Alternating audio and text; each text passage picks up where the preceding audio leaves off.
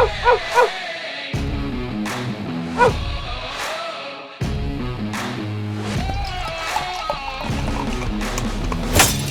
to another edition of the Dogger Pass podcast. This for UFC 275. The gang is back together. I'm in my regular seat. We have Cody Saftic on the line. Pay-per-view Pat is his new nickname. Is on the sticks. People may remember way back in the day when this show first started, we had Main Event Kent. Kent used to talk about like all of the fights, and then eventually it was like main event, co-main event. He didn't really have much interest in a lot of the other things. We kind of cut him out of the show. He's forever in our hearts. But yeah, Pat Mayo, he was on vacation. He's got kids. He's got lots of different things on the go. He's running the business. He pays to have all of these lights on. So we're just lucky to have pay-per-view Pat on the sticks for the pay-per-view. Utilize the whole studio. Cody, pretty good week last week. Like, made some money.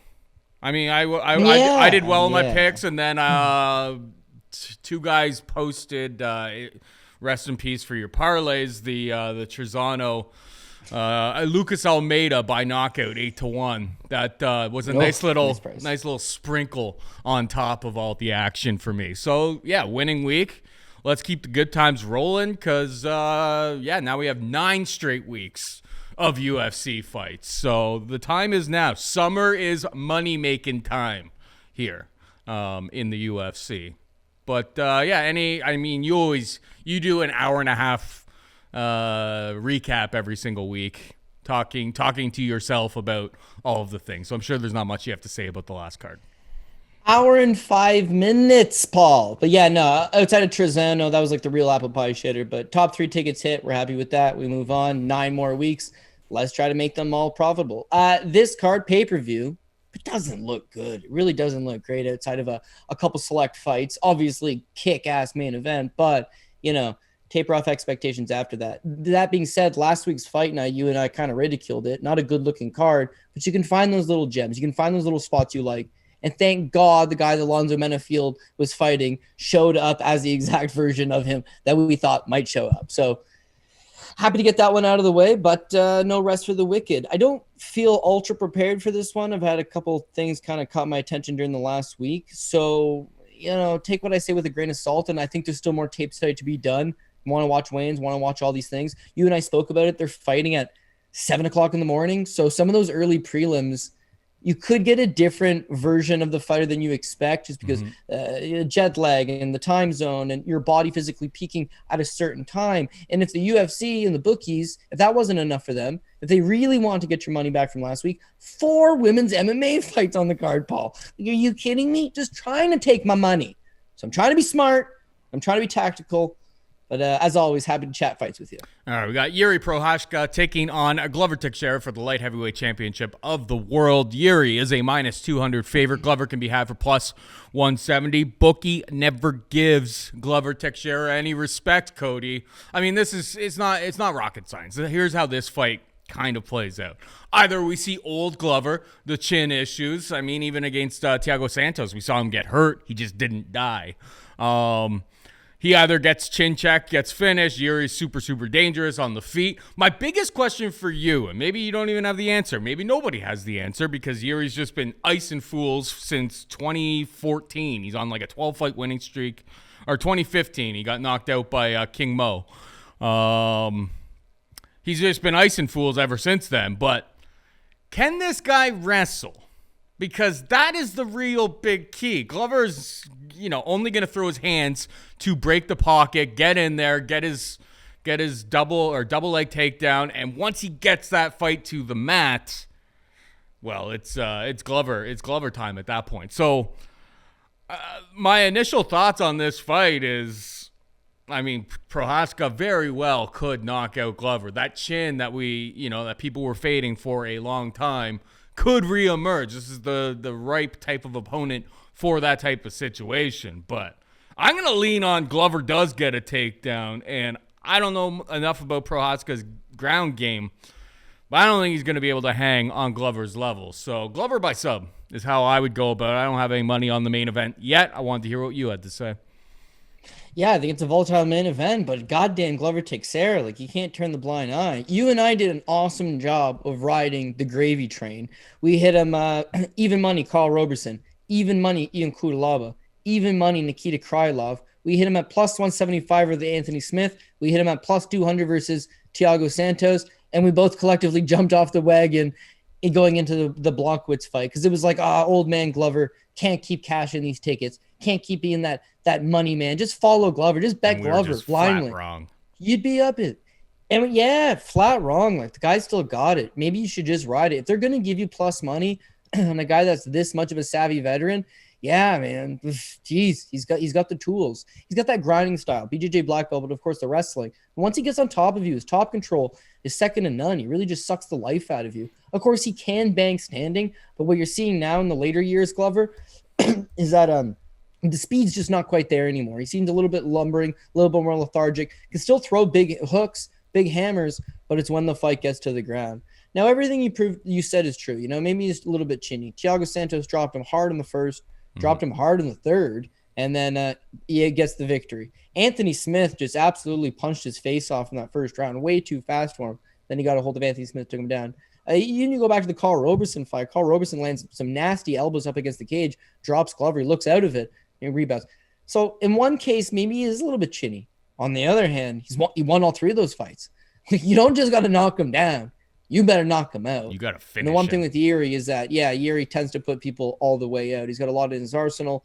The thing with as crazy and dangerous as he is he leaves a ton of holes in his game, right? And those holes can be exploited with the takedown, like throwing spinning back elbows and spinning back fists and, darting in and out of the pocket. And it's all well and good against striking base guys. And Dominic Reyes is a striking base guy. Volkan Oezdemir is a striking base guy. You dart in, you throw a naked spinning back fist and give up your back for 2 seconds. Glover gets a hold of you and peels you to the ground. You're in trouble. So he's only 29 years old. I do expect him to make some improvements in his game. He's been working a lot specifically on his grappling, but whereas normally I would say Glover's 42 and a little bit washed, it's like Glover's 42 and he's had that 11 more years of training, and he could put it to some really solid good use. So I'm contemplating over using Prochazka high up on tickets, but full intention of hitting my hedge out. Like it would be an easy hedge out situation to go with Glover, who's going to be plus 185 by the time fight goes around, does have a live shot at winning this.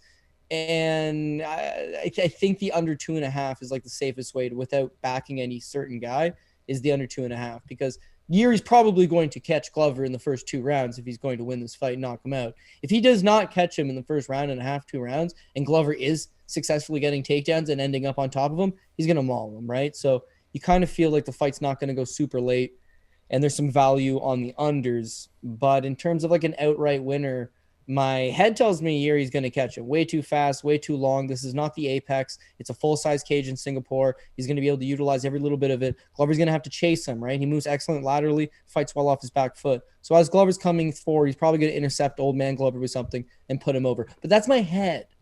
My heart's telling me Glover's going to wade to the left. He's going to wade to the right. He's going to launch a hook. He's going to press him up against the cage. He's going to peel him to the ground. Once Glover's on top of you, that's when your problems really start, because nobody that's had Glover on top of them have been able to do anything about it.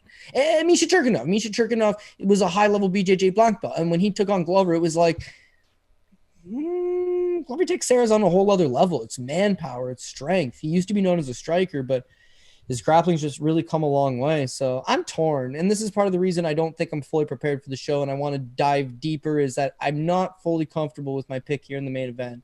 I do think Glover's live, but I am going to take Jiri. I just think at some point you got to hand off the torch. At some point the future is coming. This guy's way too dynamic. I think he's got enough cardio to fight a hard 3 rounds. He's going to gas out hard after that, but 3 rounds should be enough to catch Glover at some point.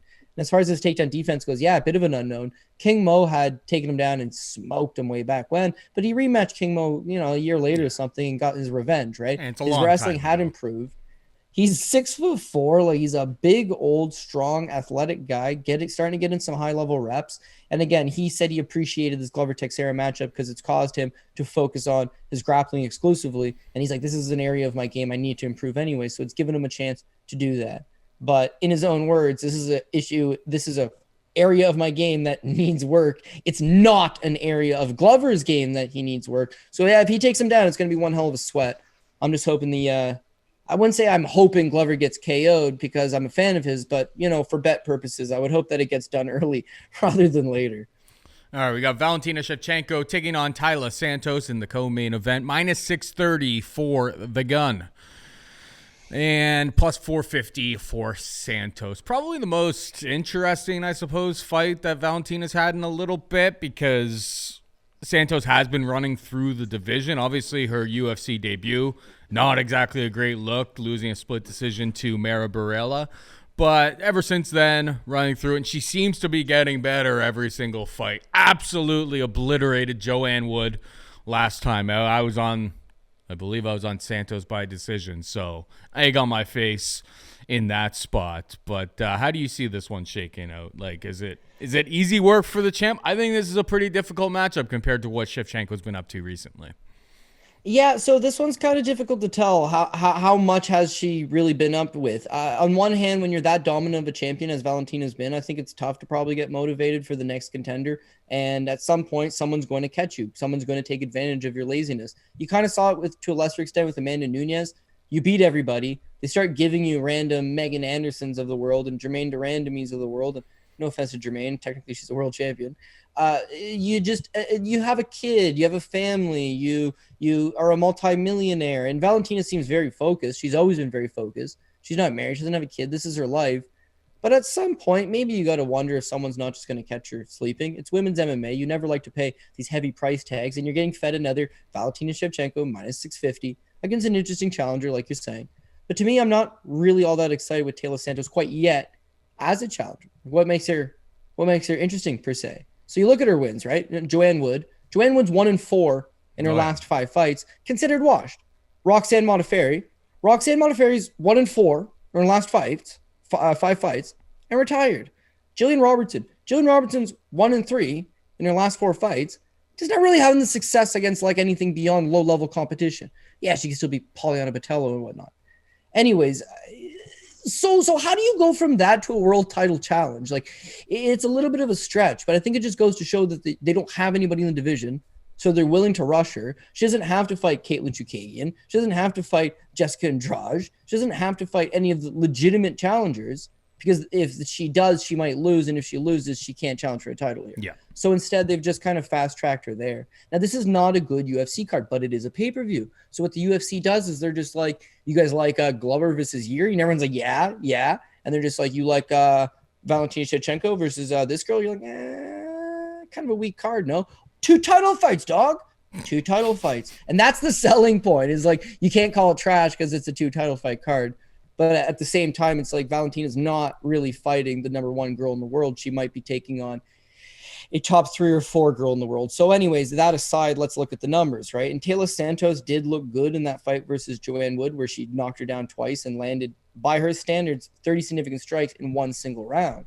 But everything prior to that is super low output, Paul. I mean, 55 significant strikes landing against Roxanne Modafferi with 5 takedowns. Those takedowns, not likely on the table here against Valentina Shevchenko. 55 significant strikes in a 15-minute span. It's not going to get it done either. It's low output against Jillian Robertson, 27 significant strikes. It's fairly low output against Molly McCann. And that's a fight where, again, 5 takedowns, she's spending the majority of it on top. And then, of course, there's the loss to Mara Barella. Long time ago, doesn't mean anything. Not even worth watching back. But how could somebody go from losing to Barella to beating Valentina Shevchenko and winning a world title? Beyond me, I just don't see it happening. So again, I think Valentina's focused enough that she wants to make this fight happen. She's a world traveler. She's traveled to every country. She's fought in every time zone. She's a consummate professional. I don't think anything's going to bother her on a card like this internationally. She's got the wrestling advantage, I would say, over Santos. She's got the striking advantage over Santos. And even if Santos is able to keep it relatively close or competitive in that early going, which is possible, I'm not 100% sure Taila Santos can fight a hard 5 rounds, where I know Valentina can. You know, Jennifer Maia is twice the size of this girl, right? You take on a big opponent who's plodding and, you know, can give you some fits here and there, but she finds a way to win. Might have a bad first round. She lost the first round against Maia, to everybody's surprise. But it's like she's got that world championship caliber. So minus 650, minus 630, whatever your book's offering. Again, there's not a whole lot of value there. It's women's MMA. It's dangerous as it is. But I get the impression it's going to be an over 3.5, over 4.5 fight goes the distance Shevchenko decision.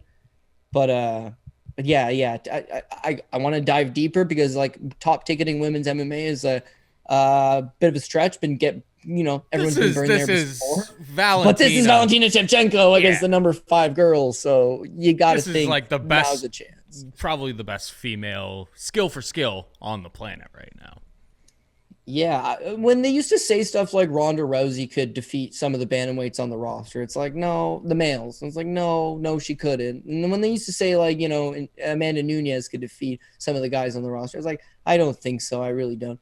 Valentina Shevchenko, man, I'm telling you, she's about as skilled as it gets. Her striking's actually elite, right? Her wrestling's elite. Would she knock the guy out? Probably not. But like, would she go out there and defeat your average man at 125 pounds on the regional scene? Like, dude, I bet you she would. She is an extreme talent, and she's also like a highly skilled gunsman. Like, she's got her like a license, and she's basically a trained assassin, right? She can handle questionable. I don't even want to say that on record. Let's delete that out of. Let's edit that out of the show because I don't want to be caught on saying it on record, giving away her secret identity. But she's like 008, right? She goes out, she takes care of business, and I expect the same thing here. And if there was one person like on the whole roster I don't have to question about throwing a fight, it's her. You know what I mean? She just wants it so bad. Legacy's so much to her. So I likely end up going Valentina on the top ticket, but I do have some hesitancy at this like exact moment. Shevchenko versus Adrian the Bully Wooly. Who you got? Well, Adrian Woolley at this point is like 50 years old and a high-level police officer within, I think, the Peel community. Yeah. So, yeah. I don't know. I wouldn't want to disrespect any guy from saying, this girl would come in and whip your ass. But, like, the facts don't lie. And I'm not saying guys on the UFC roster per se. Maybe a few of them. But certainly on, like, good regional. Like, that was a good example. You brought up a good regional show guy, right? Like, yeah. Like, she probably boots them in the head. They get gassed after 5 minutes. She doesn't get gassed. She fights for 25 minutes. Like, she's got a lot of intangibles the average person doesn't have. But that's enough about her. I mean, she's the biggest favorite on the card, rightfully so. We all agree with it. I think you take her probably by decision if you're going to take her to try to get some better value. But that's about it. I believe Main Event Ken actually held pads for her when she was in Toronto one time. And he was like astounded by how crisp and how like powerful she was for an 125-pound fighter. So, I mean, she's incredible. She was at TKMT. He was an instructor at TKMT in their downtown location. Oh, is he still? Yep. Yeah, Kent's a good guy, man. He's got like other shit that went on in his life that he couldn't commit to the show. But remember, he like showed up.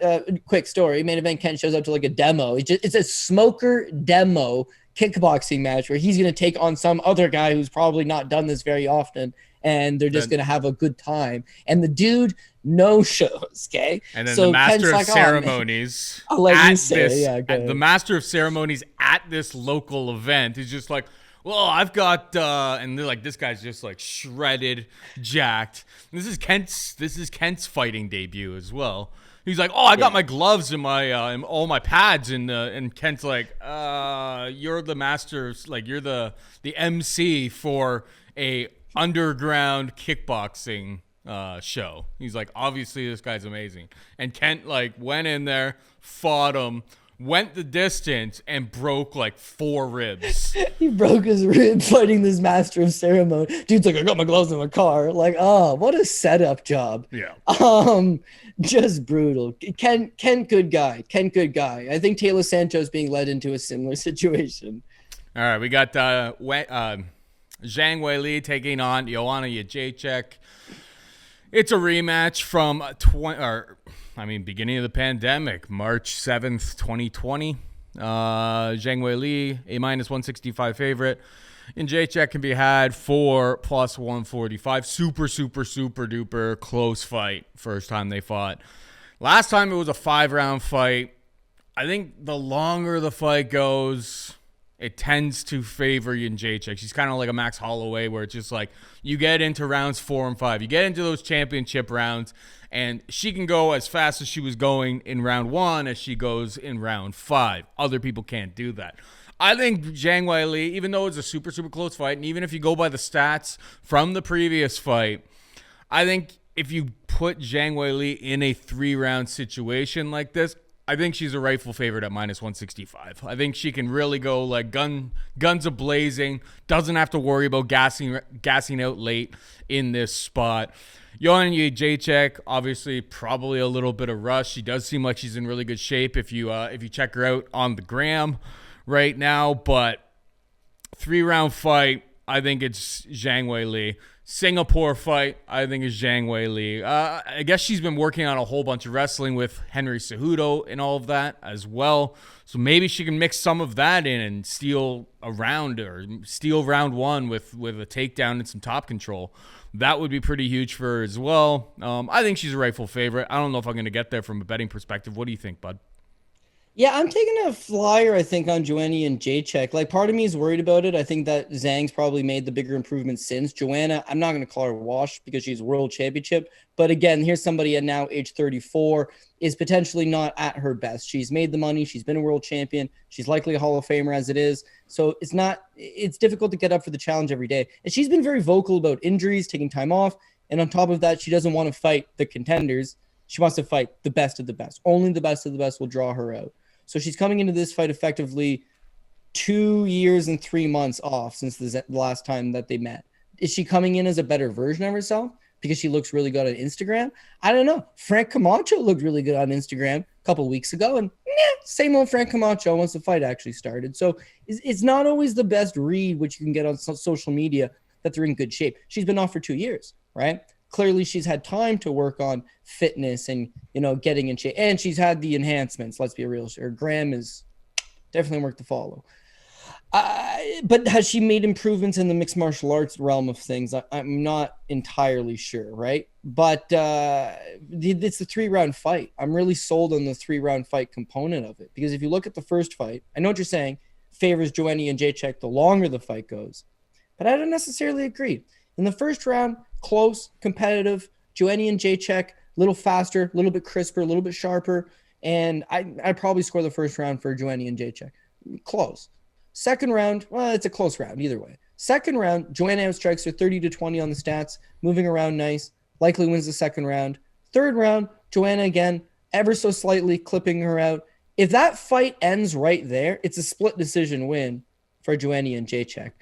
The strange thing is that it's Eric Colon. Eric Colon scores the first 3 rounds for Zhang, and the first 2 rounds Zhang, the last 3 rounds for Jedrzejczyk, showing just like you're saying, the longer this thing would go, would help out. But Michael Bell and Cleary see it the same way I got it, whereas Joanna and Jedrzejczyk wins 2 of the first 3 rounds, and then the longer the fight goes, what's happening is they're both landing at the same rate, but Zhang hits way harder. So the longer the fight goes, Joanna's face just starts swelling up bad, and she's bleeding. And even though she's still able to throw 3-4 punch combinations and still throw, visually, it does not look good to the judges. It doesn't look good to the fans.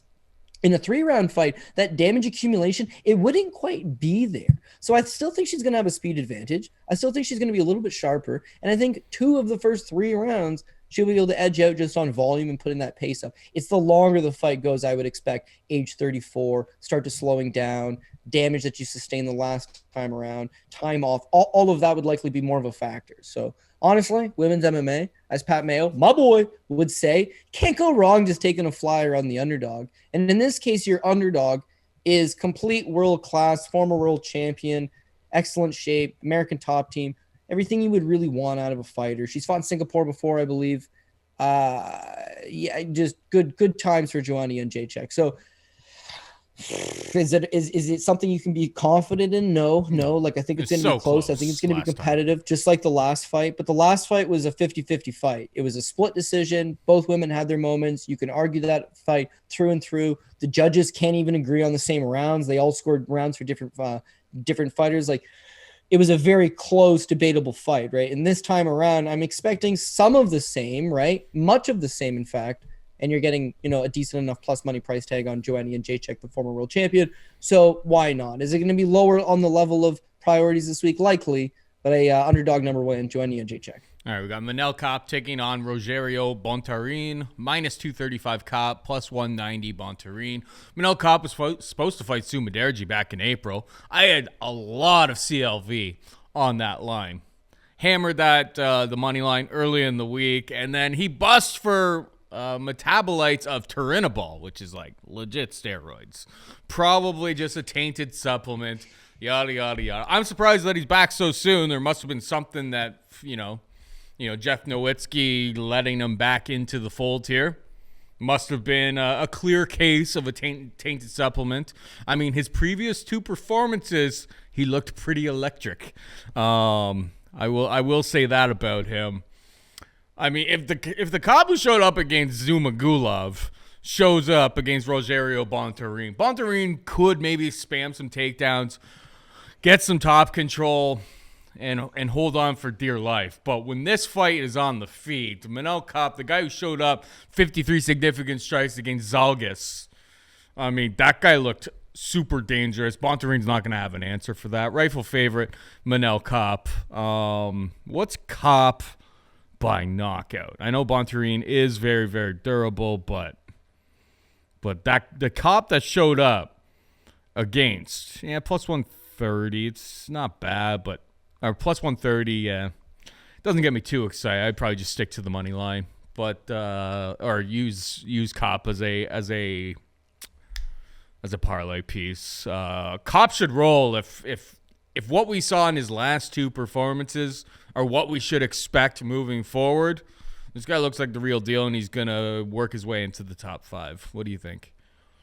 He definitely could come out there, score a first-round flying knee, look like $1 million, and be a top 5 contender. But there is a part of me that's worried about how good is his ground game. He's a BJJ Brown belt, but you haven't really seen him on his back for a prolonged period of time, and that's just exhausting. The thing with Rogerio Bontorin is that he's so one-dimensional in his approach, but he's aggressive, ultra-aggressive with it. And that's just attack, double legs off the cage, takedowns, grind, try to take your back, put a grinding on you. But he's BJJ black belt. He's had a lot of success with it. I'll fully admit to underestimating this guy in that last fight against Brandon Royval. I think this guy's got cardio issues. I think he's a bit of a gas bag. He's very one-dimensional, as I mentioned. His striking, he's got a short little reach, pulls a lot of his punches. Not very good striking. One-dimensional in his approach. He's going to get smoked out by Royval. It's a decent enough price. We are heavy on Brandon Royval. The thing with Bontorin is that because he's ultra aggressive and very physically strong, he's going to rack up multiple takedowns. And he got 8 of them against Royval. First round's close. Second round, he wins. It's 1-1 against Brandon Royval, a top contender, going into the 3rd round. And again, he loses the 3rd because he starts to fatigue, but he gives a pretty good account of himself, ends up losing a split decision in that fight. But as you see with Royval probably is a fringe top 5 guy, definitely top 10 in the division. He's a legitimate talent. Bontorin's very physically strong. He can do that to guys. When you look at Manel Kape, so far so good. They've largely given him strikers. When they matched him up against Alexander Pantoja opted to strike with him. He didn't throw any strikes, and he lost a decision. Against Matus Nicolau actually did take him down twice. As a result, he ends up losing the split decision, right? And I thought he lost. Ode Osborne, striker. Ode Osborne's winning the majority of that first round before he clips him with the flying knee. So he's fighting good level of competition, but he himself has yet to look good in the UFC to this point.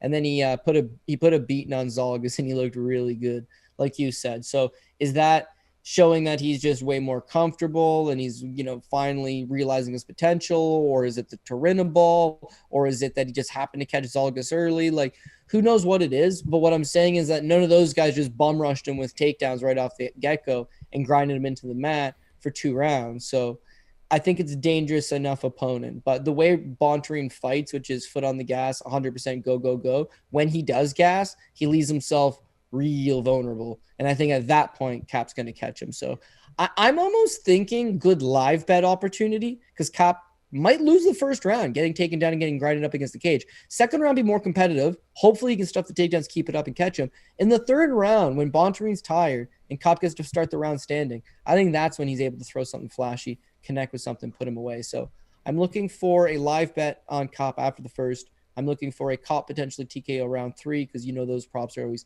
super juicy. But part of me is worried about parlaying him up like higher up on the card. Like I think he could be in for a rude awakening if he just gets taken down and gets out grappled against a better grappler, which wouldn't be a shock to anybody, I don't think. It's just we're expecting magic out of the guy, and that might not necessarily be the case. And last but not least, Kape is a legitimate 25er, right? He's been fighting for 25 the majority of his career, fought in Japan against other fellow smaller guys. Whereas like Bontorin's pretty big for this weight class. Like, he struggles to make the weight. You've seen him botch a couple weight cuts before. But like when he does get on the scale, like he's a big, strong, thick guy. So just maybe you want to watch weigh-ins before you finally pull the trigger if you are leaning the other way here.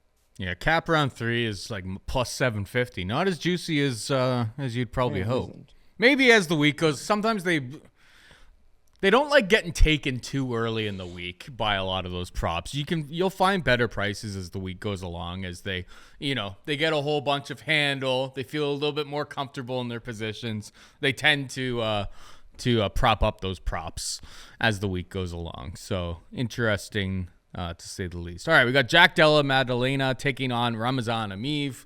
Minus 150, Jack Della. Plus 140 for Ramazan Emeev. I mean, this is a very, very straightforward fight. It's like either Jack Della is going to keep it on the feet. He's looked absolutely brilliant on the feet in his 2 UFC performances. Andre Lusa was able to take him down once, but his work on the feet is excellent. And then following that up, Pete Rodriguez was a cupcake matchup. Like, he was set up to win that fight, don't get me wrong. But the real question becomes, can Ramazan Emeev be a wet blanket and take him completely out of his comfort zone? I just don't know enough about Jack Della's takedown game. Like, we haven't really seen him, at least in his last couple of fights, have to take on anybody with any sort of game plan that Ramazan Emeev is going to bring to the party here. I'm really torn on this one. I'm leaning towards the dog, but if this stays standing, Ramazan Emeev loses volume all day, every single day. And we are seeing like a trend right now. Like, you think about like Holly Holm recently, where if you're getting standing cage control, it's like the judges aren't rewarding that whatsoever.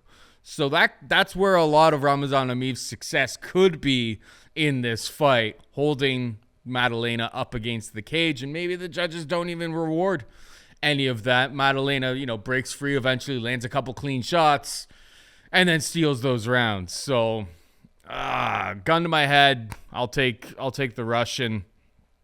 But I don't think I'm going to get there from a betting perspective. What about you, buddy? Yeah, so that's an interesting point you brought up, because I want to talk about it. It'd be nice if you knew who the judges were prior to the fight, so you could look back at what's their judging style, and you can make a decision. Because it's been a trend in the sport lately where it's the same thing. Just holding a guy up against the cage, not getting it done anymore. You got to do something. It's got to be effective striking. It's got to be takedowns completed from it. Even a takedown, they're not really rewarding as much as they used to. You got to do something with that control. Now, it's not just go back to the Eric Anders versus Park. Everybody is mad about that fight. Oh, man, Eric Anders got robbed. But you watch back the fight, and he's getting outstruck 2-1. He's getting robbled when he is getting hit, but he's holding up his opponent against the cage for a prolonged period of time. They don't reward it. People are upset. But I knew in my heart of hearts that was the right decision. Now the Holly Holm fight, well, that one's a little more difficult because I thought Holly Holm won. But it comes down to that they didn't reward her holding up her opponent up against the cage. You look at this past weekend, people are furious. I can't believe Zolga Zumagulov got robbed against Jeff Molina. Did he get robbed against Jeff Molina? Because what happened was Jeff Molina's out striking him in the open field. He's landing short shots up against the cage, but he's being pressed up against the cage. How do you reward that? But you're seeing a trend. Now, Ramazan Emeev starts off his UFC career like a madman. He beats Sam Alvey. He beats Alberto Mina, who is undefeated high-level BJJ black belt at the time. He beats Stefan Sekulic. He lost the Markin fight, but he beats Nicholas Stoltz. They've matched him up super soft. Stoltz looked awful in his last fight, going to be released. Sekulic, I believe, is released. Alberto Mina retired. Sam Alvey, I think, is on a 6-fight losing streak. Very low level, but he smothered those guys up against the cage, and they were rewarding him. Now that David Zawada fight, he does what he always does. He held Zawada up against the cage for a prolonged period of time. Everybody agreed that he won the fight the same way he always does. Very boring, wet blanketed him. Only one of the judges was like, I disagree with that, and scores it for David Zawada. Based on what? Based on the fact that Emeev doesn't do anything, and they're getting sick of it. It's starting to catch up to him. So the Danny Roberts fight, it's the same shit. We all bet Emeev. Why? Because we thought he was going to hold Danny Roberts up against the cage, and he did. And Danny Roberts ever so slightly outstruck him, which who cares, said most of the time with his back up against the cage.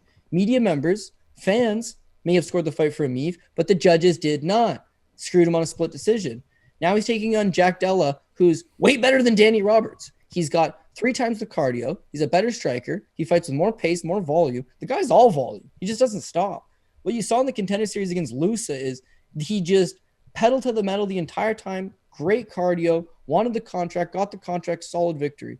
And then in his layup in the UFC, what do you do with a layup? What do you do with an easy opponent? Damon Jackson had a layup last week, right? He's a minus 700 favorite. You should go out and take out this guy, no problem. It's a greasy fight. They're not always easy. Jack Della does what you do with that level of opposition. Got a first-round TKO. I think he's young. I think he's exciting. I think he's improving. And I think the only thing Emeev can do is press him up against the cage and maybe try to secure 1 or 2 takedowns over 15 minutes, whereas Della's going to be landing stuff in the clinch. He's going to be landing stuff at range. He's going to be pushing a pace. That's going to excite the crowd. It's a big cage. It's not the apex. He doesn't have to worry about the smaller confines of a smaller cage.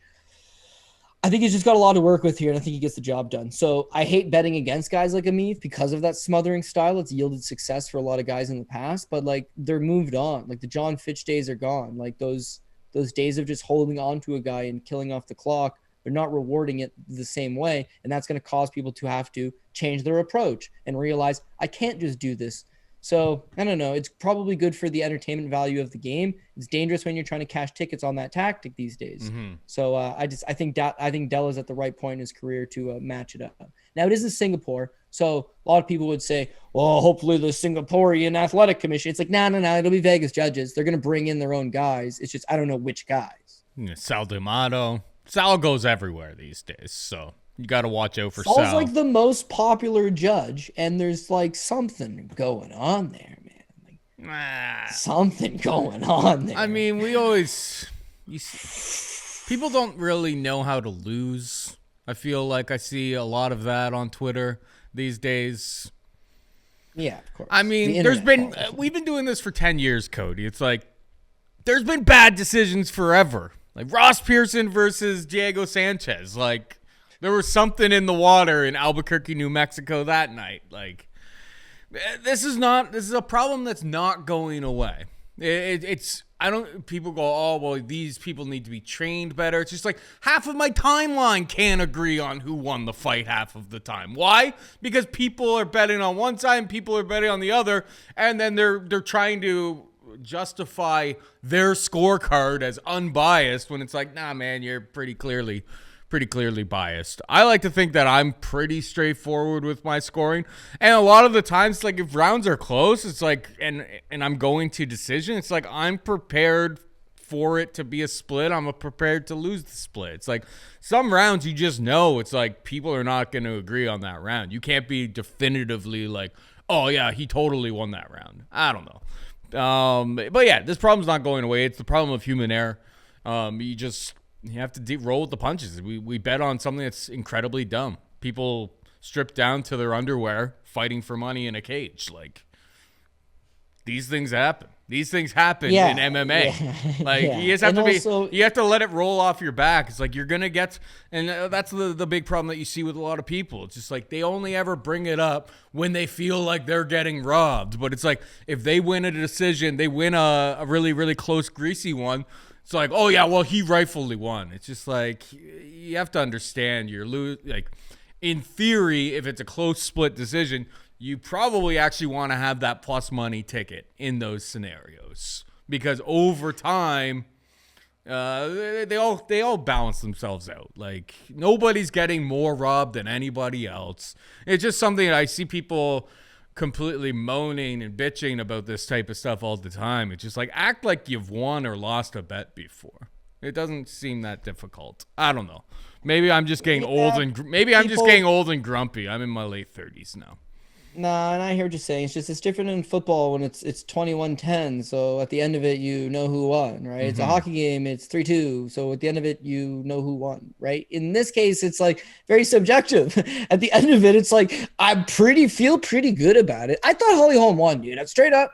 It came down to the 5th round. Who wants it more? And she showed exactly who wanted it more. Mm-hmm. 5th round, I thought was her best round, and that was the debatable round that everybody was arguing about. Like, what I see is not necessarily what the next person sees. And when you put money on the line, it's 100% very biased. And then luckily for us, Yaoji Kui is not hoisting Wee on the card. So you don't got to worry about the local Singaporean. Remember that fight back in the day? Yeah. One of the reasons main event can't quit was because of Yaoji Kui versus Hoiston Wee. He's like, I don't have the time, man. I don't have the time. And when people say the product's watered down now, just remember, Yaoji Kui versus Hoiston Wee. What was going on? This card, I don't feel like there's going to be that, hometown bias. I think the crowd will be fairly neutral for the most part. I think it'll be entertaining fights. I'm not super worried about the judging, but as you mentioned, when you're betting this sport in particular, you absolutely have to be ready to get screwed at any moment. And so maybe you want to target the quick finishes on the card instead. UFC 275 is stacked. Step into the octagon with DraftKings Sportsbook, the official sports betting partner of UFC. Knockout, submission, or even judge's decision. No matter who wins the fight or how the fight ends, new customers can bet $5 on UFC 275 and get $150 in free bets instantly. Looking for a big payday? Check out DraftKings Sportsbook's newest UFC feature, Same Game Parlays. Oh yeah! Combine multiple bets like which fighter will win, number of knockouts, and more for your shot at an even bigger payout. Right now, you can play same game parlays for Saturday's fight, and if it hits, you'll double your winnings. Download the DraftKings Sportsbook app now. Use promo code DOP. Throw $5 on UFC 275 and get $150 in free bets instantly. That's code DOP this Saturday at DraftKings Sportsbook, the official sports betting partner of UFC. Minimum age and eligibility restrictions apply. See show notes for details. All right, let's move on. I got my my gripe out of the way. We've got Brendan Allen taking on Jacob Malkoun, minus 300. Brendan Allen plus 235. Jacob Malkoun. Another striker versus grappler match. Jacob Malkoun can't really finish a sandwich. Can he get takedowns?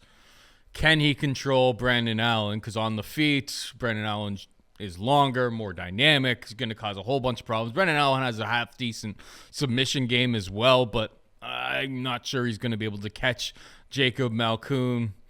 On the feet, Jacob Malkoun is just super, super plotting and deliberate. He's going to have to mix in a whole bunch of standing cage control. When he does get it to the ground, he's going to have to hold on for dear life in this spot. I think Brendan Allen is a rightful favorite in this spot, but I'm kind of more leaning towards, if I were going to play something like a Jacob Malkoun by decision, which is like plus 800 out there, that would be where I would put my money. I don't think I'm going to build up the confidence to get there, though. Not very impressed by Jacob Malkoun in the slightest, but he's Robert Whittaker's like BJJ coach or something like that. He's winning fights. He has a very, very plotting, deliberate style. I'm not sure it's going to work here. I think Allen is the rightful favorite, but it's a little bit too much juice for me to squeeze. What's your take? Yeah, I got mixed opinions about it because I feel like I straight up got sold a bad bill of goods on Jacob Malkoun. I used to tell people about this all the time. I'd say he's Robert Whittaker's Brazilian Jiu-Jitsu coach, and he competed at the ADCC like Oceania trials. So competed at a pretty good level, ADCC qualifiers, Robert Whittaker's coach. He almost gets booked exclusively on Robert Whittaker undercards. And drum roll, please, Robert Whittaker was supposed to fight Marvin Vettori on this card. So, yeah, Jacob Malkoun props up in the undercard. Not surprised. Here's the thing that never really made sense to me. He's 26 years old. And when he signed with the UFC 2 years ago, he was 24 years old. So how is it plausible that Jacob Malkoun at age 24 was Robert Whittaker's jiu-jitsu coach? It never really added up to me. It never really made sense. But maybe he's a jiu-jitsu wizard. I mean, he competed at the ADCC trials, right? So he's BJJ black belt. Only he's not a BJJ black belt. They said on the broadcast for his last fight, he's a purple belt. Guy's a purple belt. He competed some regional titles back home. How is he Robert Whittaker's jiu-jitsu coach? It doesn't make sense. So now he's 26. And I just feel like that was all bullshit. And whereas I mostly bought into it was that last fight against AJ Dobson. I was like, he's going to get a hold of Dobson. He's going to peel him to the ground. He's going to put this jiu-jitsu to good work. Not only do I bet Malkoun, I fish a little Malkoun by submission. Great prop on it. What's he going to do to Jacob or AJ Dobson once he gets on top of him? But that's the thing. He doesn't really have much of a submission game. No, he's just happy to hold position. Yeah, in his last fight or 2 fights ago against Abdul Razak Al-San, he got 8 takedowns over a judo black belt, had a smothering, grinding type game to him, but not much in the way of like actual good grappling, just good wrestling, I suppose. And then in his last fight against Dobson, 6 takedown attempts. When Dobson got tired and Malkoun had the extra gear, he looked way out of place standing. Physically, AJ Dobson was a stronger man, but the longer the fight went, the longer that Malkoun was eventually just able to suck the energy away from him and then get his takedowns. But again, the grappling, I didn't really see much. He's not even trying to improve position. He's not even trying to pass. He just sets up shop on top of you and just kind of melts like cheese, tries to hold you to the ground. So my issue with Brandon Allen, the Brandon Allen fight, is that Brandon Allen's way better than him stand-up. I mean, it's definitely a Brandon Allen stand-up game. And Brandon Allen is wrestling good enough to keep it standing, to utilize that superior striking. As far as the grappling goes, Brandon Allen's grappling better than purple belt level, truth be told, and he should be perfectly fine. It's that Brandon Allen doesn't particularly thrive in grinding fights. The longer fights go, he has a knack of ever so slightly falling apart. Of course, people bet him as a favorite against Chris Curtis. Bad move.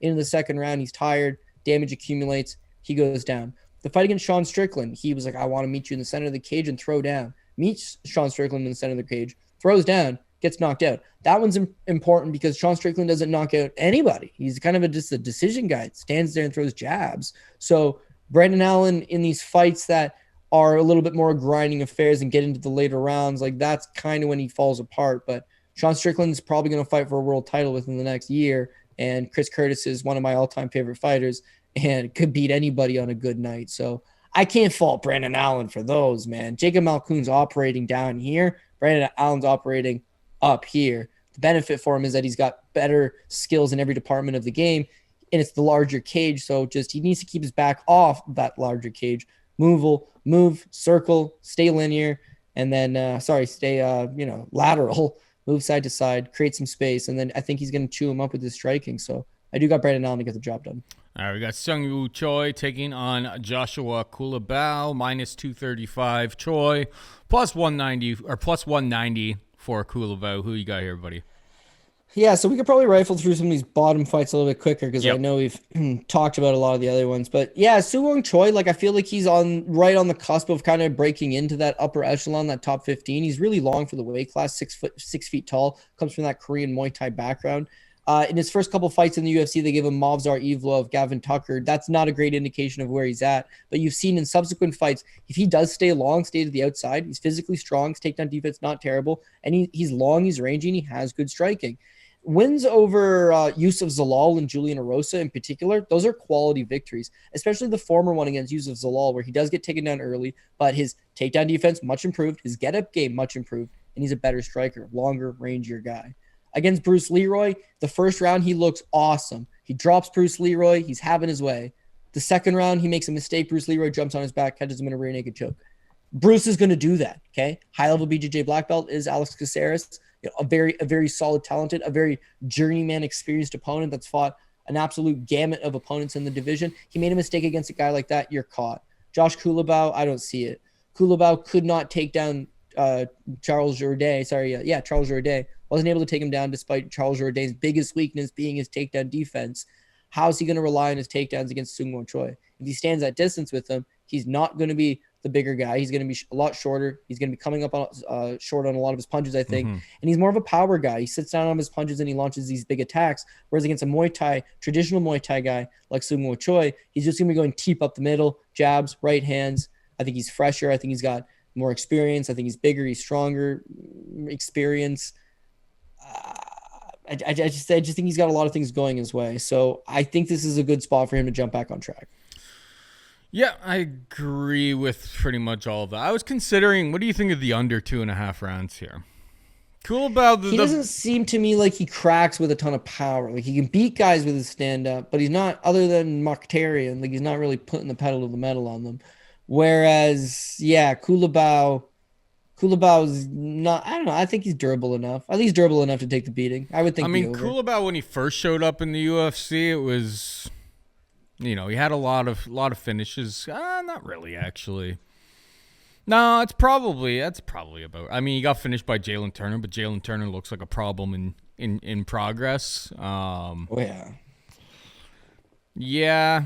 I mean, that He dropped Charles Nuren Jourdain, got a draw. Debiecki or whatever. That guy's just super, super durable. That's why that fight went to decision. Going to the distance with Jourdain was, I mean, Jourdain's on a run right now too. So yeah, it's a tricky one. I think Choi's the rightful favorite. Minus 235 seems like a high price to be paying. All right, moving on down, we got Steve Garcia taking on the legend of Maheshate. Plus 170 Garcia, minus 170 Garcia, plus 150 Maheshate. Who you like? Maheshate. Yeah, this guy is pretty legendary. I mean, one name people, share, of course, Danny Trejo in the movie Maheshate, which I think is his inspiration going forward. Yeah. I mean, he's that little unknown. You look at his regional show stuff, and it's always hard to gauge a lot of these Chinese prospects when they come over and what they're fully capable of. He was at the UFC Apex in Shanghai. Those guys haven't really had a great track record. He's on the Contender Series. The other Chinese prospects don't do good on that episode of the Contender Series, or any of the episodes of the Contender Series for that matter. And then he showed something against Achilles, and that he's not all that skilled early. Achilles just kind of ran around him in the early going, but then the later the fight goes, when Achilles starts to tire, this guy's tough. He had some pretty good durability. He fought his way back into it. The UFC need to sign Chinese prospects for cards just like this, and they did exactly that. They signed him up. So I think he's still green. I think he's still got a ways to go, but he showed that he is a fighter. He's going to fight the full 15 minutes, and I think that he's got enough power to go out there and make it interesting with guys. I think he could catch a certain level of opponents in the UFC, but his grappling and his pace, and that'll be a problem. We don't really know about his grappling. But you get a feeling, it perhaps not great. It could be really bad. Now, Steve Garcia, again, he could make me look like an idiot here, or he could make me look really good, but he's got the skills to win this fight. He needs to get a hold of him, clinch him, rip him to the ground, and put his grappling to good use. His top game, not terrible. His size for the division, not that bad. If he's able to employ that game plan, he will have some success with it. The thing is that he was everybody's favorite, and mine included, against Charlie Ontiveros, because in what world do we live in that Charlie Ontiveros is going to win a fight in the UFC? Not going to happen. Not the world I want to live in, no. Oh, man. He was out. Charlie Ontiveros had him cooked up. He is hurt. He is falling all over. Thank God he's fighting Charlie Ontiveros, so he falls on top of him. And then from there, it's money in the bag. But what you did see was that he was able to clear the cobwebs and recoup. And when he does recoup, he is relentless with his top pressure. It will continuously grind away at you. You continuously chip away at you, and that size eventually starts to become a problem, right? And I think that's kind of what's going to happen to Maheshate. He could catch him early. He's got enough power to knock out Steve Garcia, but Charlie is a long pant kickboxer. He's very long. He's got the karate, and he's very long and athletic, and he just kind of grazed him with the head kick and hurt him. I don't think Maheshate's going to get that quick jump on him. I think he's going to try to set up his punch a little too long. Steve Garcia is going to get a hold of him and take him down. And Garcia's cardio good enough that I think he'll be able to continuously do it for a couple rounds, survive the third if he needs to, and win a decision. Am I concerned that the South Asian fighter would get a favorable nod in Southeast Asia against the American? Yeah, could happen. If this is a close fight, that's going to go 15, and I think it's going to be a close fight that goes 15. Maybe they swing it the other way, but I think my actual pick would be Steve Garcia. The minus 170, I don't like all that much. I don't love it. But when are you ever really going to agree with the price tag? You generally got a little bit of reservations about it, and I do have reservations about this one. I just think he's got the superior skill set, needs to get the takedowns, needs to get that grappling going early, but I think he should be able to bank 2 of the 3 rounds. I bet Maheshate. I actually took a bad number. I took him at plus 135. I think it's the wrong fighter favorite. Anybody who gets knocked down, put on skates by Charlie Ontiveros, as you were mentioning, is like, that's just a bad. Why do you think they brought Steve? Why do you think Steve's in Singapore? Why do you think they brought Steve over? Because he got knocked. You're the narrative guy. You're the narrative guy. Why do you think they brought Steve over? Why Steve over in Singapore? It doesn't make.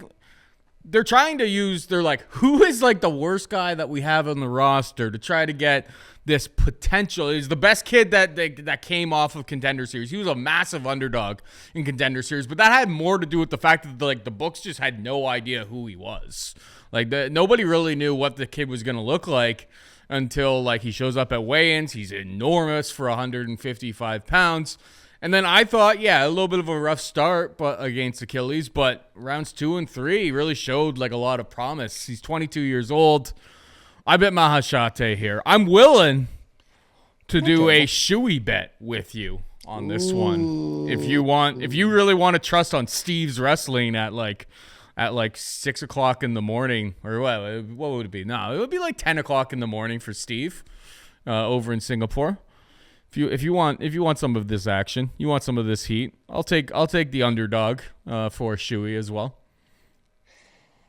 I'll take that action. I shouldn't for sure, because again, everything you're saying makes sense, and I think in Singapore especially, you know, if it is a decision, could be close. But the kid's 22 years old. Steve Garcia is a man. Steve Garcia wrestled at Central New Mexico Community College. He's a man, and he's gonna have that wrestling advantage, and that's where I want this fight to play at. Central. He loses to anybody Mexico Community College. He loses to anybody who's half decent. Luis Pena, Alan Cruz, Joe Warren, Ricky Tercios. Like, who's his best win on his record? Kin Moy? Ronnie Lawrence. Mm-hmm.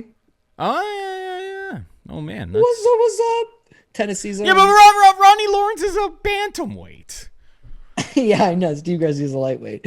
I know when he fought Joe Warren, who's a flyweight, always fought at bantamweight. Yeah. I get all your reservations. I do. Maheshate, the legend grows. Maybe it's a dogger pass. On Saturday. Maybe it's a dogger pass. I just haven't. I mean, I took a bad number. I have plus 135. You can get plus 150s out there.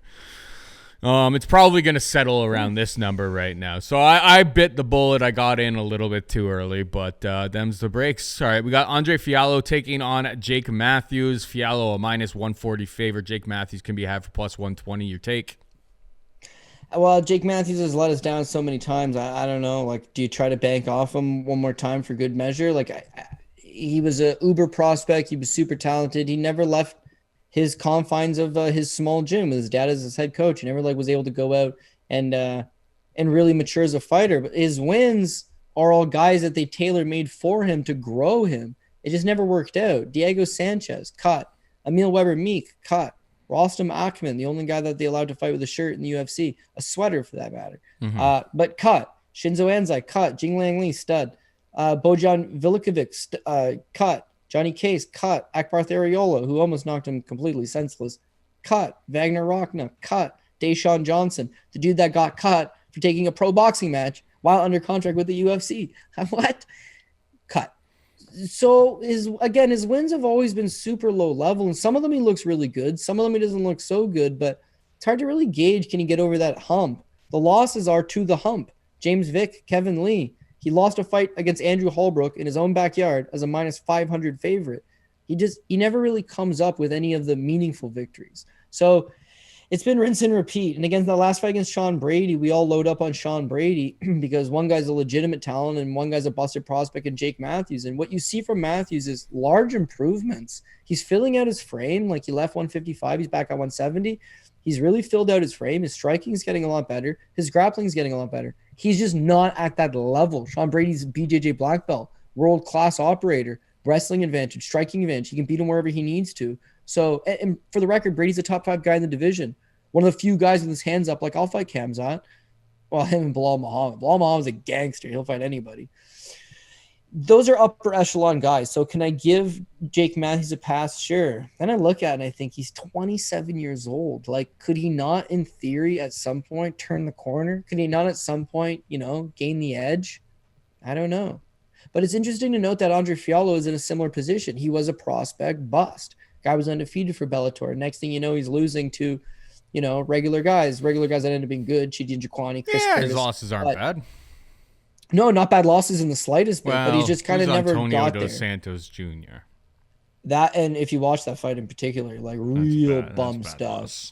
And Dos Anjos Jr. hadn't fought in like 3 years and was a bum in the UFC, went winless. So it was like a really bad loss, but he wasn't realizing his potential.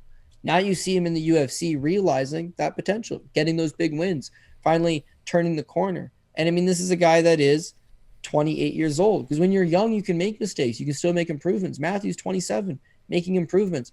So I'm not fully willing to write him off just yet. I think he could have a decent performance still in the bag, one that's left over, right? This is slight dog money. I'm tempted to take the shot on that dog money. The reason why is when you look at Andre Fialho, the Antonio dos Santos Jr. fight, he loses because he doesn't have a modicum of grappling. He gets taken down whenever he needs to. He gasses out because he's not a grappler, and grappling causes strenuous activity to him, and he gasses out, but he can strike. So his subsequent wins, he knocks out James Vick. Nice knockout, striking battle, beats Vick, something been known to happen to James Vick these days. Sang Hu Yu, 18 seconds, first round. Lincoln Puig, one-dimensional striker, first round knockout. Stefan Sekulic, first round, he knocked him out less than 2 minutes into the first round. Michel Pereira, pretty much a striker, guy that likes to strike. That's his game plan, strike, right? Miguel Beza, straight up striker. Cameron Van Camp, straight up striker. His resurgence is because guys are standing in front of him, and he's a pretty good striker. But you've not seen him on his back. You've not seen him getting taken down. You've not seen any part of that part of his game. So it's an assumption that he's improving. It's an assumption that work at Sanford MMA is translated over into the grappling, which there's a lot of guys like Michael Johnson where it doesn't translate over to the grappling game. He could be in for a rude awakening, whereas Jake Matthews' striking is good enough to keep it standing early, but to set up a takedown. Once he gets on you, he's physically strong. He is good when he gets it to the ground. He's filled out quite good at 170 pounds. And then if he gets this fight to the ground, I think he's going to be okay.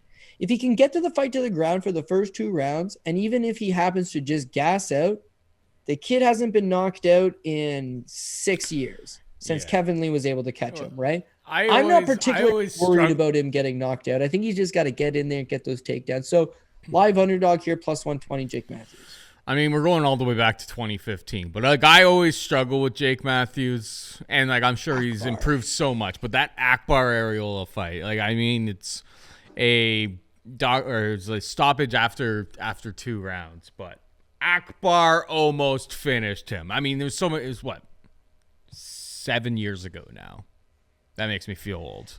That would have been earlier on in our podcasting days for sure. But yeah, that 1,000 favorite. He was a massive favorite, almost got deaded, and I was just like, tread lightly on this guy. I feel like Jake Matthews is a very popular pick around the industry right now this week, and I guess it is. It makes sense. Is I see. It's a question. Andre Fialho. Nobody's really tested that grappling. Jake is going to try. As long as he doesn't get clipped early on, I'll side with you. Dog or pass, we'll go with Jake Matthews. Any final thoughts on that? That Akbar Areola fight, right? So I'm matchmaking a card right now in Niagara Falls. Very, very difficult because a lot of guys don't want to fight each other. Worst thing to happen in regional show MMA, Dana White's Contender Series. Guys don't want to fight each other now.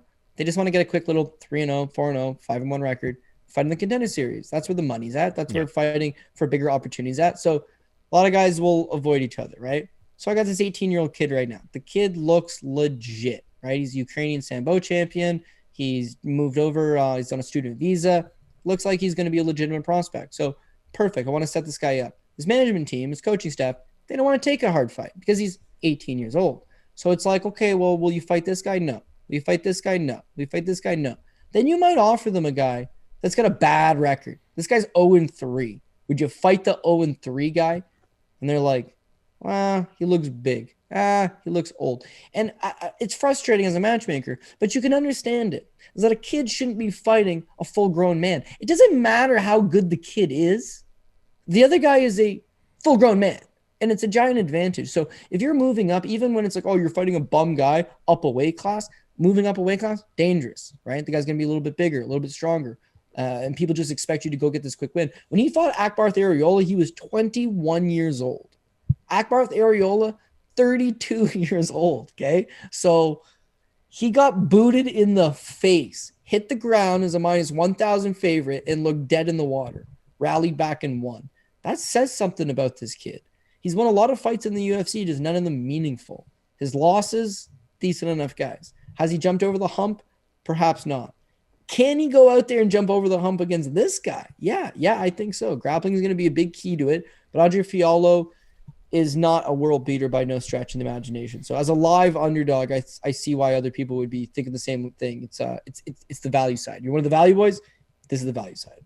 All right, we got Dana Bakary taking on Kyung Kang, minus 140 Bakary, plus 120 for Kang Kang.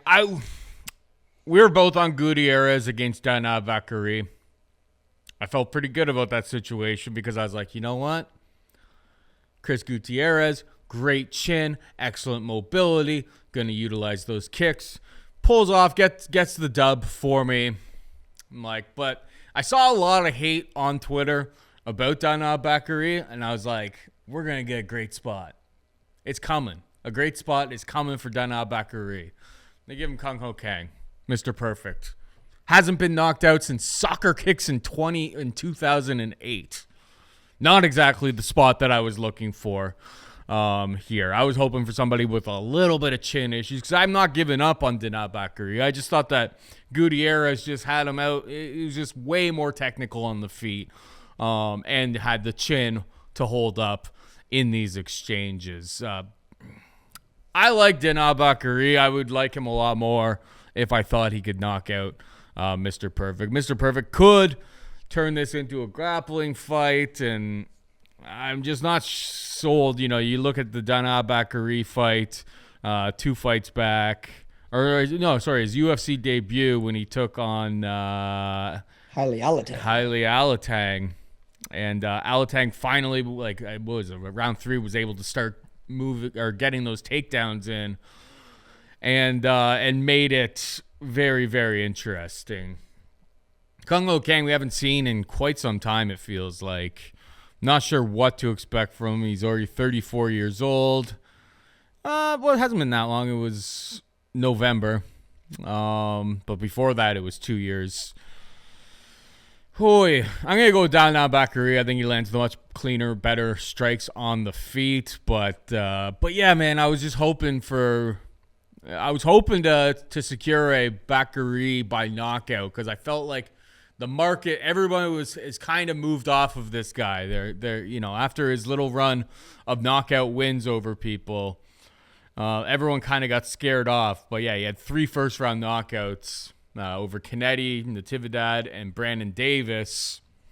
Guy's got explosive hands. But Kang Kang is another guy that's gonna slow down the pace of the fight, use some cage control, yada yada yada. So yeah, Bakary's my pick, but again, they're not matching him up the way I want them to match up. I felt like if we took on maybe even somebody who's a little bit more well known, but with like a little bit of a questionable chin, we'd be looking at a really good spot here. Like imagine if like Garbrandt came back up to like 135 and it was Garbrandt versus Bakary. Imagine what you would get on like Bakary by knockout. That would be good times. That would indeed be good times. I completely agree. Yeah. I think I'm gonna take a flyer on the underdog here, the plus money on Mr. Perfect. If you told me he was the favorite, I would take a flyer on his opponent for the simple fact that he's always in these really close, dicey, greasy ass fights. His record to date in the UFC, he had a split decision against Bruce Leroy back in the day, which ended up being a no contest split. Doesn't matter. But a split decision, right? And then against Michinori Tanaka, he won a split decision. Against Ricardo Ramos, he lost a split decision. Against Brandon Davis, he won a split decision. Against Pingyu Liu, he won a split decision. And in that Ronnie Yaya fight, he lost a unanimous, but he outstruck Ronnie Yaya 43-27 and knocked him down. He just fights the stupidest game plans, Paul. Like, my God, he's a fantastic athlete. Guy can wrestle for days, but he kind of got his career cut short because he went and did like mandatory military service in Korea. And since he's come back, it's like strange opposition, strange fights. They generally try to book him on these Asian cards.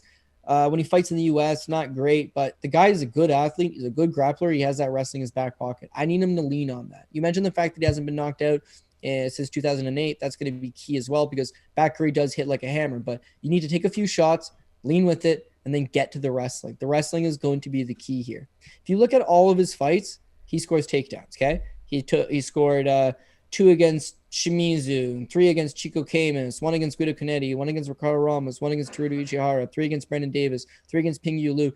2 fights that he didn't score any takedowns and he loses them is the ground specialist or high-level BJJ black belts. He didn't want to take down Ronnie Yaya because you obviously don't really want to go to the ground with a guy like Ronnie Yaya. Same thing with Michihiro Tanaka. Same thing. He didn't want to go to the ground with him because he was accredited as like a high-level BJJ guy, so he doesn't take him down. All of his other fights, he uses that wrestling. So I have no reason to believe that he wouldn't use his wrestling in this spot against Batgerel. Meanwhile, when you look at Dana Batgerel, his UFC debut against Haile Alatang, he gets taken down 3 times. His takedown defense doesn't look all that good. His grappling looks lackluster to say the least. Here's the issue. Next fight against Guido Canetti, Guido shoots 0 takedowns. The next fight against Kevin Natividad tried 0 takedowns. Brandon Davis, 0 takedowns. Chris Gutierrez, 0 takedowns. Not one single guy in his next 4 fights even attempted a takedown. Well, in fairness to those other 3, the 3 wins, is that they're getting dead. diced. They were dead before they could even think about getting a takedown. What's Guido Canetti's fight style? Off the top of your head. Just spams left kicks and left hooks. Yeah, and like what's Brandon Davis's fight style? Like they're both has a Homer Simpson chin and brawls. Usually he had a hell of a chin leading up into that fight. That was the first time he'd really been cracked. Yeah. Kevin Natividad, meanwhile, had gotten knocked out by Miles John in like spectacular fashion one fight prior. His chin was potentially suspect. He'd been knocked out, I think, in a lot of fights. I think he's got a bad chin, doesn't he? Yeah. Yeah, Dana breaks those guys because they're not all that good. Against a guy that's cast iron, we'll be able to take some punches and hopefully complete some takedowns, go through the fire if need be, and out-grapple him in spots. I think he's got a chance. I think this fight goes 15 minutes. I think it goes to decision. I think it could be a split. My guy wins splits as much as he loses split, but he's the underdog, right? So I'm willing to take that shot because I know what I'm getting myself into. Whereas like Bakary is a murderous power puncher. I thought he looked career best against Brandon Davis. He really did look good in that fight. But those are all strikers. It's a little bit harder to gauge how he's going to do here against a guy that is capable of just taking him down if need be. And when he does take him down, he's got the grappling to stay on top and be heavy. Last one, here's a little greasy theory for you. Kang Hyung Ho, however you want to pronounce the name. It's Korean. Sometimes it's forward, sometimes it's backwards. His losses in the UFC. Yeah, Kyung Ho Kang. His losses in the UFC. Ronnie Yaya, which was in Las Vegas. Ricardo Ramos, which was in LA. Chico Camus, which was in Wisconsin, right? He's lost his 3 losses in the UFC or when he fights in America. All of his other fights, he's fighting down there. Australia, similar time zone. Korea, Japan, wins in those fights. Hell, he's already fought in Singapore, and he won that fight as well for the UFC. So I think you're going to get a much better version of him when he fights on these cards than you do when he fights stateside. There's no denying his 3 UFC losses are all when he fought in America, right? So I think you're going to see a slightly better version of him, more energy, not as lethargic, hopefully 2 rounds of cardio instead of just 1.5 like he normally brings to the table, and he gets those takedowns and he makes it happen for himself. So I'm going to go with the live underdog shot. All right, moving on down. We've got Silvana Gomez-Juarez taking on Na Liang, -150. Juarez, +130 Na Liang. The most interesting thing of this fight is that it's a women's strawweight fight. The over-under set to 1.5 rounds, and the over is only juiced to -130. Now, if you go and watch Na Liang versus Ariane Carnelossi, this girl set a pace that, like, she doesn't have a 7-minute gas tank. So I understand, and Silvana Gomez-Juarez is either icing people or getting iced. Usually the latter. Doesn't have much of a submission, doesn't have much of a ground game. Lost by armbar against Lupita Godinez in round 1. Vanessa Demopoulos caught her, the infamous jumping up into Joe Rogan's arms photo for the Little Monstro or whatever the hell her name is. It's an do we just close our eyes, Cody, and just bet a women's strawweight fight between 2 incredibly low-level strawweights and just say this is going over 1.5 rounds? Because, like, I'm very tempted to do that. I think both of these women are the bottom of the barrel in this division. They found who they think is the worst option on the roster to try to prop up Na Liang, who is, I guess, a local fighter that they're trying to promote. She definitely gave Carnelossi some issues early on in that fight. But yeah, she set a pace that she cannot keep. Does her team, does her corner, does everybody around her go, you can't fight like an absolute banshee because you're just going to gas out. And then they come in with a little bit more of a reserved type of style this time out. I'm very tempted to bet a low-level women's strawweight fight over 1.5 rounds minus 130. That's where I'm at. I'll take Na Liang as a pick. Maybe it gets to a decision and you have like a real greasy split or something like that. Not really confident on a side, but I'm interested in the over because I think this is. 1.5 rounds. The over is basically the same price as like the main event where you have Jiri Prochazka, who's like one of the most dangerous dudes at 205 pounds, and Glover, who, if he gets the fight to the mat, is a submission whiz. It's priced the same as that. Now, don't tell me you're betting you're all about the under 1.5 in this fight. No, but I'm an over guy, and I don't like the over in this fight. I think there's too many unknowns. There's women's MMA. It could get real greasy real fast. Keep in mind that Silvana Juarez Gomez, when she debuted in the UFC against Lupita Godinez, we all know about her boxing. She's got quick hands. She's got good striking. She goes against Lupita. Lupita just rips her to the ground effortlessly. Arm bars in the first round. Fair. Lupita Godinez is a good talent. Now, keep in mind, Lupita Godinez has been, in her last 8 fights, 7 of them have gone to decision. She's a decision fighter. Yeah. But when she fought Gomez Juarez, it only took a couple takedowns, took her to the ground, arm bar, belly down arm bar. Very position you don't see very often in MMA. Professional MMA. Subs her effortlessly first round with an arm bar. She got caught. Fair enough. Now the Vanessa Demopoulos fight. Yeah, you see those hands on display early. She does have good boxing. She's got good power. She drops Vanessa Demopoulos. Now anybody with half a sense of reasoning would just back away and allow Vanessa Demopoulos to get back up because Demopoulos doesn't have any striking and her wrestling's not very good. She could have jiu-jitsu, but how is she going to get the fight to the ground? I'll tell you how she gets the fight to the ground because Gomez Juarez gets on top of her, very, very ill-advised, and then she proceeds to get quickly armbarred. So now she's lost back-to-back fights by first-round armbar. Na Liang has 7 wins by armbar. So it's her favorite position. She generally likes to attack that arm. Like you said with Carnelossi, she started off well, 3 takedowns in that fight, physically looked strong, but she was 24 years old, very raw, very green, not a whole lot of high-level training, not a whole lot of high-level competition. It wasn't a terrible performance for her, but she did gas out the longer the fight went and eventually got beat. Give her a little bit of time off, give her a little more training. I think she could go out there and definitely get a takedown against. She took down Carnelossi, who's physically strong and fit. I think she'll take down Gomez, who seems a little bit undersized. And if she gets on top of her, who's to say she can't just snatch up an armbar? It's her favorite move, favorite position, loves attacking it against someone in Gomez who just seemingly gives them up and gives them up quick. So as much as the women's MMA over 1.5 always sounds like a good idea, this one also has armbar from guard written all over it. And so I don't know how much of an investment I would really want to go there. With Na Liang, if she does get tired the later the fight goes, then yeah, Gomez is going to keep it standing. And, you know, Gomez Juarez has way better striking. So if the fight does stay standing, I think eventually she'll chip away at her and beat her. But what I liked with Na Liang is that her ability or her willingness to stick to a grappling heavy game plan her last time out. Her wrestling didn't look terrible. Her physicality didn't look terrible. Her grappling looked okay. It was the gas tank just completely deserted her. She can go out there in Singapore, not making some crazy trek, hopefully similar time zone, second appearance in the UFC, over a year off, 25 years old, bigger, stronger, more mature. Then I think that she could potentially go out there and make it happen. And then last but not least, here's somebody in Na Liang who fought, I think her entire career was in China. Oh, no, that's a lie. She fought once in Bellator way back when. Mm-hmm. And she lost that Bellator fight for the record, right?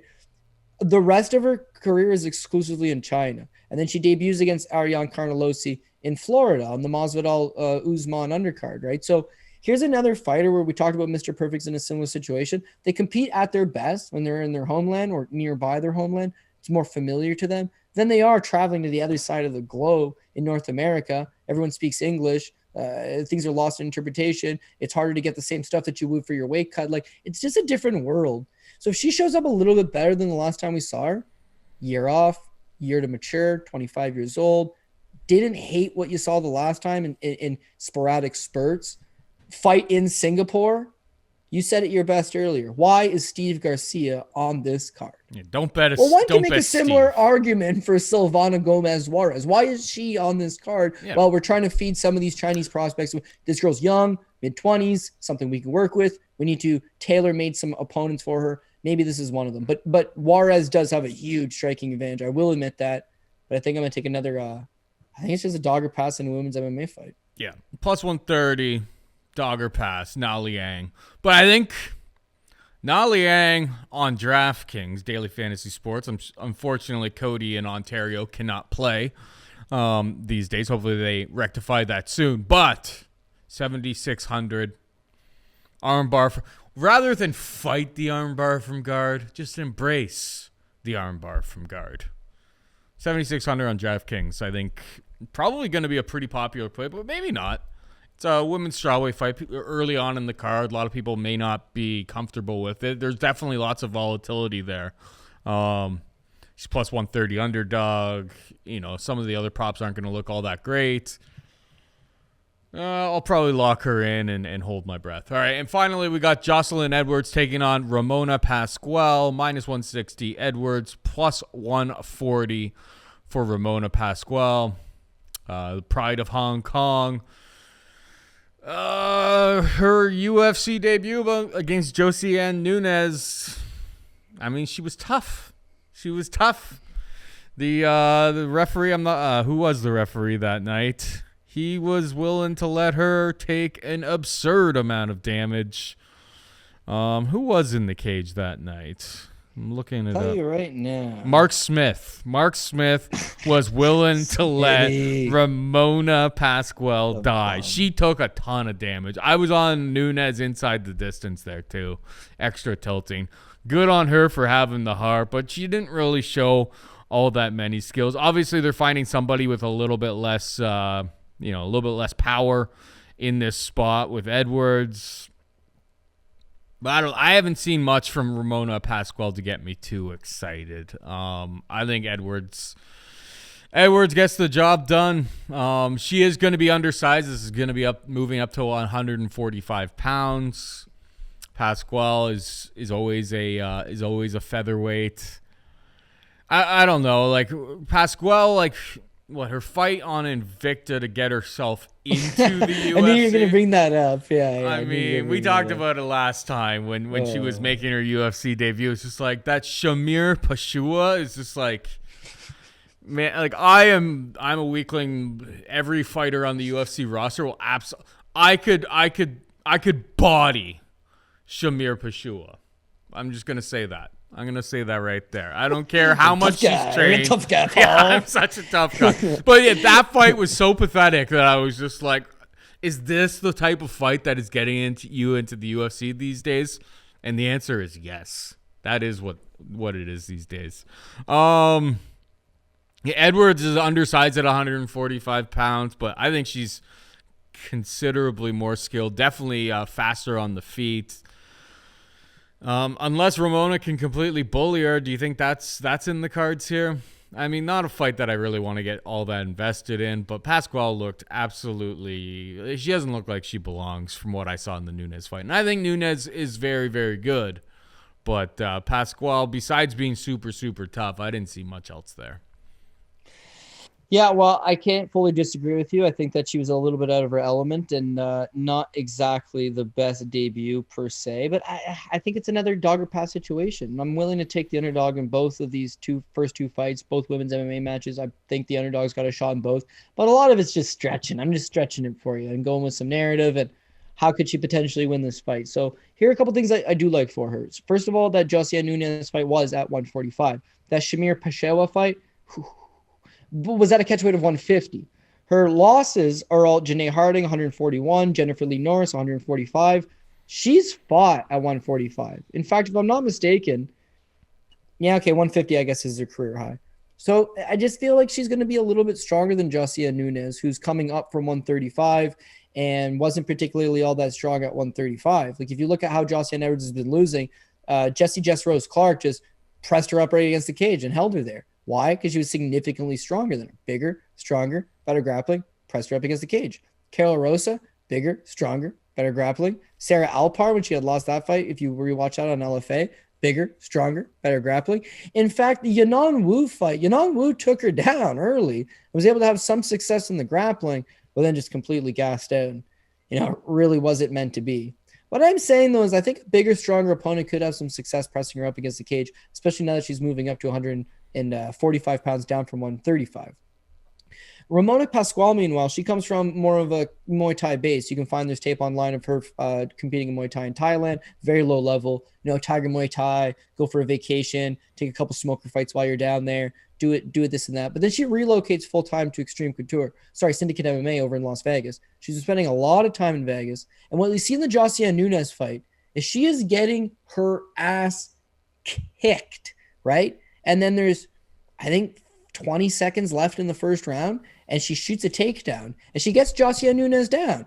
But it's like, well, she got shit kicked for the whole round, so she lost the round. It was cool she got a takedown in the last 10 seconds. The second round, she gets killed standing. 10 seconds left, she gets a takedown. She was actually getting takedowns, and her ground game looked good. She could have potentially given Jocelyn Nunes a hard time. Her problem was that she had no ability to figure out, I need to grapple right away. Her coaches are yelling at her between rounds, but she's not processing the information. Losing that fight would be huge for you because now you can go back home and watch the fight 100 times. What did she gain from fighting Shamir Peshewa? Nothing. She gained nothing from fighting her. What do you gain from going 15 minutes with Jocelyn Nunes, where your eyes swelling shut, where you're facing adversity, you're hurt, you're getting dropped, the referee's warning you, you got to protect yourself, and you are protecting yourself to get those takedowns? That's a huge learning experience. So she's going to be comfortable in Singapore because she spent a lot of her time in Southeast Asia. And I think the training in Vegas has helped her. I think her coaching staff is going to get on her for this fight. Don't stand in front of her.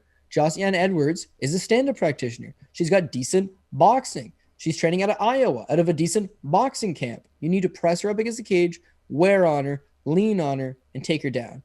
She was able to take down a much better opponent her last time out in Jocelyn Nunes. She was just doing it too late in the rounds. She's the bigger fighter, being a natural 45er, taking on someone moving up. So if she could use that size, use those takedowns, get her down, she could make this a greasy, dicey, shitty women's MMA fight that you don't want a ton of exposure in, but you'd rather have the underdog. So I'm going to go with another underdog here.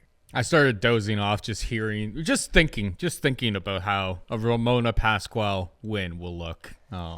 Keep it right at the bottom of your PRPs for good measure. Keep it all the way down. All right, yeah, all I'm on so far this week, I got Maheshate, I got him plus 135. Not a great number. There's better numbers out there right now. Plus 150 at DraftKings Sportsbook. Plus, I've got the shoey on the line with you. Pretty excited about that. I think it's just the wrong fighter favorite, but we'll see. We'll see if Steve can pull through in Singapore. We'll see. Yeah, they're really propping up your boy Steve over in Singapore for this fight. And I took Malkoun by decision plus 800 because I'm a degenerate. Without further ado, Cody, hit him with the PRP. We're going to go with Jiri, although full intention of pulling the shoot if we get to the main event intact because, old man Glover. We're going to go with Valentina Shevchenko, probably by decision. We're going to go with Gianni and Jedrzejczyk, underdog number 1, by decision. I'm going to go with Kape in the late TKO stoppage. We're going to go with Maddalena, probably by decision. We're going to go with Brandon Allen. I would guess towards... Yeah, I would guess... No, I'm going to say inside the distance Brandon Allen. He's got some finishing ability. Malkoun's suspect. Seung Choi by decision. Steve Garcia by decision. I'm going to go with Jake Matthews is going to be underdog number 2. We're going to go with Kang, dog number 3. Na Liang, dog number 4. Ramona Pascual, dog number 5.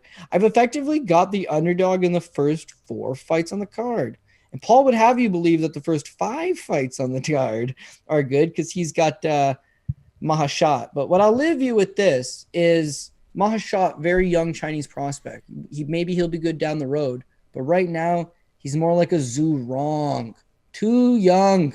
I thought he was... And everybody knows, Paul, you can't be Zhu right when you're Zhu wrong. And in your case, if you want the guy that's going to Maheshate in your apple pie, then you be my guest.